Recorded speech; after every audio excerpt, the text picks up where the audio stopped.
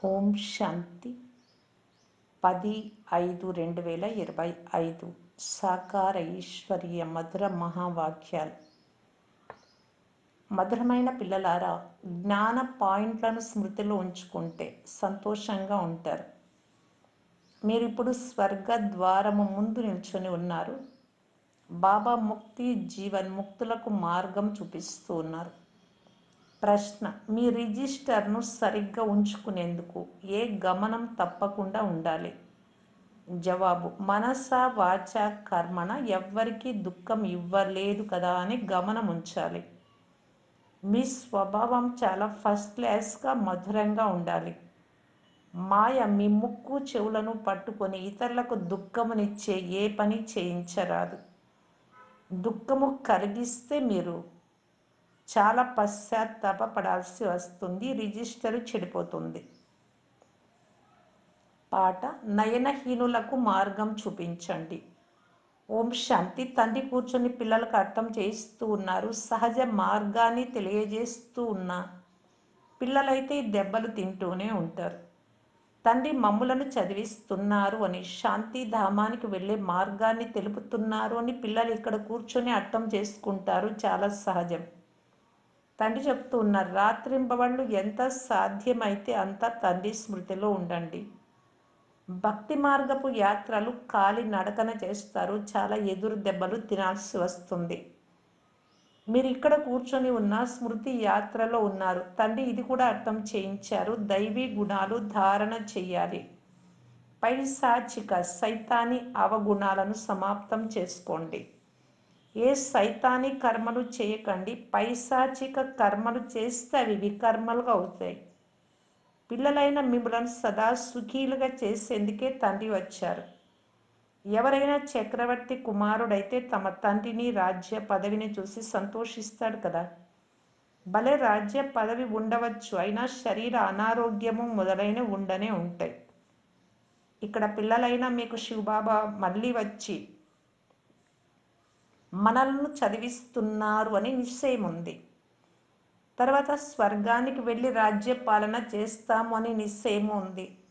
అక్కడ ఏ విధమైన దుఃఖం ఉండదు. మీ బుద్ధిలో రచయిత రచనల ఆది మధ్య అంత్యాల జ్ఞానం ఉంది. ఈ జ్ఞానం ఏ ఇతర మనుషుల బుద్ధిలోనూ లేదు. మనుషులు భక్తిని చాలా ఉత్తమమని భావిస్తారు. రకరకాల భక్తి చేస్తారు. వాటిలో అంతా స్థూలమైన విషయాలే ఉంటాయి. సూక్ష్మమైన మాటలేవి ఉండవు. ఇప్పుడు అమరనాథ్ యాత్రకు స్థూలంగా వెళ్తారు కదా, అక్కడ ఉండేది కూడా స్థూలమైన లింగమే. ఎవరి వద్దకు వెళ్తున్నారో వారిని గురించి మనుషులకు కొంచెం కూడా తెలియదు. ఇప్పుడు పిల్లలైన మీరు ఎక్కడా మోసపోరు. మేము నూతన ప్రపంచానికి వెళ్లేందుకు చదువుతున్నామని మీకు తెలుసు. అక్కడ ఈ వేద శాస్త్రాలు మొదలైనవేవి ఉండవు. సత్యుగంలో భక్తి ఉండదు. అక్కడ సుఖమే సుఖం ఉంటుంది. ఎక్కడ భక్తి ఉంటుందో అక్కడ దుఃఖం ఉంటుంది. ఈ సృష్టి చక్ర చిత్రం చాలా బాగుంది. ఇందులో స్వర్గ ద్వారం గురించి చాలా స్పష్టంగా ఉంది. ఇది బుద్ధిలో ఉండాలి. ఇప్పుడు మనం స్వర్గ ద్వారం వద్ద కూర్చొని ఉన్నాం. చాలా సంతోషం ఉండాలి. జ్ఞాన పాయింట్లను గుర్తు చేసుకుంటూ పిల్లలైన మీరు చాలా సంతోషంగా ఉండగలరు. ఇప్పుడు మనం స్వర్గ ద్వారం గుండా వెళ్తున్నామని మీకు తెలుసు. అక్కడ చాలా కొద్ది మంది మనుషులు మాత్రమే ఉంటారు. ఇక్కడ ఎంతమంది ఉన్నారు, ఎంతగానో ఎదురు దెబ్బలు తింటూ ఉన్నారు. దాన పుణ్యాలు చేయడం, సాధువుల వెనుక తిరగడం ఎంతో చేస్తుంటారు. అయినా ఓ ప్రభు, నయనహీనులకు మార్గమును చూపించండి అని ఎంతగానో వేడుకుంటూ ఉంటారు. సదా ముక్తి జీవన్ముక్తులకు మార్గమునే వేడుకుంటారు. ఇది పాత దుఃఖ ప్రపంచం. ఇది కూడా మీకు తెలుసు. మనుషులకు తెలియనే తెలియదు. కలియుగ ఆయువు ఇంకా వేల సంవత్సరాలు ఉంది అని చెప్తారు. అంటే పాపం వారు ఇంకా అంధకారంలో ఉన్నారు అనే కదా. మా బాబా మాకు రాజయోగం నేర్పిస్తున్నారు అని మీలో కూడా నంబర్ వారుగా తెలుసు. ఉదాహరణకు బ్యారిస్టరీ యోగం, ఇంజనీర్ యోగం ఉన్నాయి కదా. చదివే వారికి టీచర్లు గుర్తు ఉంటారు. బ్యారిస్టరీ జ్ఞానము ద్వారా మనుషులు బ్యారిస్టర్గా అంటే లాయర్గా అవుతారు. ఇది రాజయోగం. మీ బుద్ధి యోగం పరంపిత పరమాత్మ జతలో ఉంది. ఇందులో ఖుషి పాదరస మట్టం ఒక్కసారిగా పెరిగిపోవాలి. చాలా మధురంగా అవ్వాలి. స్వభావం చాలా ఫస్ట్ క్లాస్గా ఉండాలి. ఎవ్వరికి దుఃఖము కలిగించరాదు. ఎవరికి దుఃఖం ఇవ్వకూడదు అని కూడా అనుకుంటారు. కానీ మాయ ముక్కు చెవులతో ఊపిరాడకుండా పట్టుకొని తప్పు చేయిస్తుంది. తర్వాత మేమెందుకు అనవసరంగా వారికి దుఃఖం ఇచ్చాము అని లోపల పశ్చాత్తాపపడతారు. కానీ రిజిస్టర్లు మచ్చ ఏర్పడింది కదా. మనస, వాచ, కర్మణ ఎవ్వరికి దుఃఖం ఇవ్వకుండా ఉండేందుకు ప్రయత్నించాలి. మనలని ఇటువంటి దేవతలుగా చేయడానికే తండ్రి వస్తారు. వీరు ఎప్పుడైనా ఎవరికైనా దుఃఖం ఇస్తారా? లౌకిక టీచర్ చదివిస్తారు, దుఃఖమైతే ఇవ్వరు. అయితే పిల్లలు చదవకుంటే ఏదైనా శిక్షలు మొదలైనవి ఇస్తారు. ఈ రోజుల్లో అయితే కొట్టకూడదు అని కూడా చట్టాలు వెలువడ్డాయి. మీరు ఆత్మిక టీచర్లు, చదివించడం మీ కర్తవ్యం. చదువు జతలో నడవడికలు కూడా నేర్పించాలి. బాగా చదువుకొని వ్రాసుకుంటే మంచి పదవి పొందుతారు. చదవకపోతే మీరే ఫెయిల్ అవుతారు. ఈ తండ్రి ప్రతిరోజు వచ్చి చదివిస్తారు, నడవడికలు నేర్పిస్తారు. నేర్పించేందుకు ప్రదర్శనలు మొదలైనవి ఏర్పాటు చేస్తారు. మీరు అందరూ ప్రదర్శనలు, ప్రొజెక్టర్ కావాలి అని అడుగుతారు. వేలాది ప్రొజెక్టర్లు కూడా తీసుకుంటారు. ప్రతి విషయాన్ని తండ్రి చాలా సహజం చేసి అర్థం చేయిస్తారు. అమర్నాథ్ సర్వీస్ కూడా చాలా సహజం. చిత్రాలను చూపించి మీరు అర్థం చేయించవచ్చు. జ్ఞానము, భక్తి అనగా ఏమిటి? ఈ వైపు జ్ఞానం, ఆ వైపు భక్తి. దీని ద్వారా స్వర్గం, దాని ద్వారా నరకం పూర్తి స్పష్టంగా ఉంది. పిల్లలైన మీరిప్పుడు చదివేదంతా చాలా సహజం, బాగా చదివిస్తారు కూడా. కానీ స్మృతి యాత్ర చేయడమే లేదు. ఇదంతా బుద్ధి చేసే పని. మీరు తండ్రిని స్మృతి చేయాలి. ఇందులోని మాయ ఇబ్బంది పెడుతుంది, కృంగదీస్తుంది, ఒక్కసారిగా యోగాన్ని తుంచేస్తుంది. తండ్రి చెప్తున్నారు, మీరంతా యోగంలో చాలా బలహీనంగా ఉన్నారు. మంచి మంచి మహారథులు కూడా చాలా బలహీనంగా ఉన్నారు. వీరిలో జ్ఞానం చాలా బాగుంది కనుక వారిని మహారథులు అని భావిస్తారు. కానీ వాస్తవానికి వారు అశ్వారోహులు, పాదచారులు. రెండవ రకం, మూడవ రకం. మహారథులు అంటే స్మృతిలో ఉండేవారు. లేస్తూ కూర్చుంటూ స్మృతిలో ఉంటే కర్మలు వినాశనం అవుతాయి, పావనంగా అవుతారు. లేకుంటే శిక్షలు కూడా అనుభవించాల్సి వస్తుంది, పదవి కూడా భ్రష్టం అవుతుంది. కావున చార్ట్ ఉంచితే మీకే తెలుస్తుంది. నేను కూడా పురుషార్థం చేస్తాను అని బ్రహ్మబాబా స్వయంగా చెప్తున్నారు. పదే పదే బుద్ధి ఎక్కడెక్కడికో వెళ్ళిపోతుంది. బాబాకు అనేక చింతలు ఉంటాయి. మీరైతే తీక్షణంగా వెళ్ళవచ్చు. దానితో పాటు మీ నడవడికలను కూడా చక్కదిద్దుకోవాలి. పవిత్రంగా అయ్యి మళ్ళీ వికారాలకు వశం అవుతే సంపాదన అంతా వెళ్ళిపోతుంది, నష్టం చేసుకున్నట్టు అవుతుంది కదా. ఎవరిపై కోపగించుకున్నా ఉప్పు నీరుగా అయినా రాక్షసులైపోయారు అని అర్థం. అనేక ప్రకారాలుగా మాయ వస్తుంది. సంపూర్ణంగా ఎవ్వరూ అవ్వలేదు. బాబా పురుషార్థం చేస్తూ ఉంటారు. కుమారీలకు చాలా సులభం. ఇందులో మీరు గట్టిగా ఉండాలి, ఆంతరిక సత్యత ఉండాలి. ఒకవేళ ఎవరిపైనైనా మనసు తగులుకొని ఉంటే జ్ఞానంలో కొనసాగలేరు. కుమారీలు, మాతలు భారతదేశాన్ని స్వర్గంగా చేసే సేవలో మునిగిపోవాలి. ఇందులోనే శ్రమ ఉంది. శ్రమ పడకుంటే ఏమీ లభించదు. 21 జన్మలకు మీకు రాజ్యం లభిస్తుంది అంటే ఎంత కష్టపడాలి. ఆ చదువులు కూడా బాబా ఎందుకు చదవనిస్తారు అంటే ఇందులో పక్క అయ్యేంత వరకు ఆ చదువు చదవమని చెప్తారు. అలా కాకుంటే 2 లోకాలకు దూరం అవుతారు, అంటే ఎటూ కాకుండా వెళ్తారు. ఎవరి నామ రూపాలలోనైనా మోహం ఉంచుకొని మరణిస్తే సమాప్తమైపోతారు. అదృష్టశాలి పిల్లలు మాత్రమే దేహ అభిమానాన్ని మరచి స్వయాన్ని అశరీరిగా భావించి తండ్రిని స్మృతి చేసే పురుషార్థం చేయగలరు. తండ్రి ప్రతిరోజు అర్థం చేస్తూ ఉంటారు, పిల్లలు శరీర భావాన్ని వదిలేయండి. అశరీరి ఆత్మలైనా మీరు ఇప్పుడు ఇంటికి రావాలి, శరీరాన్ని ఇక్కడే వదిలేయాలి. నిరంతరము తండ్రి స్మృతిలో ఉండి కర్మాతీతులుగా అయినప్పుడే శరీరం వదిలి వెళ్తారు. ఇది బుద్ధితో అర్థం చేసుకునే విషయం. కానీ అదృష్టంలో లేకుంటే పురుషార్థం ఏం చేస్తారు? మేము అశరీరీలుగా వచ్చాము, తర్వాత సుఖ కర్మ సంబంధంలో బంధితులై తర్వాత రావణుడి రాజ్యంలో వికారి బంధనంలో చిక్కుకున్నామని బుద్ధిలో ఉండాలి. ఇప్పుడు తండ్రి మళ్ళీ చెప్తున్నారు, అశరీరీలుగా అయి వెళ్ళాలి. స్వయాన్ని ఆత్మగా భావించి నన్ను స్మృతి చెయ్యండి. ఆత్మనే ఓ పతిత పావన రండి అని పిలుస్తుంది. ఇప్పుడు మీకు పతితుల నుండి పావనంగా ఈ యుక్తిని తండ్రి తెలియజేస్తూ ఉన్నారు. ఆత్మ అవినాశి. ఆత్మలైన మీరు ఇచ్చటికి శరీరంలో పాత్రను అభినయించడానికి వస్తారు.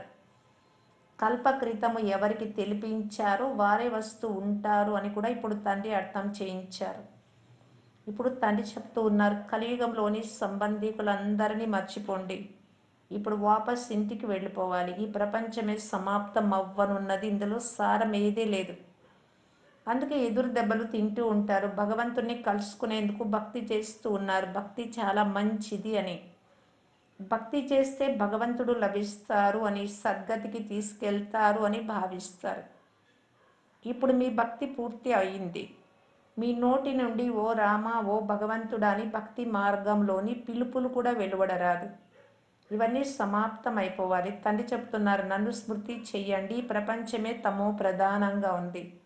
సత్యుగంలో సతో ప్రధానంగా ఉంటుంది. సత్యుగం ఉన్నతమయ్యే కళ, తర్వాత అవనతమయ్యే కళ, క్రిందకి దిగే కళ లేకొస్తారు.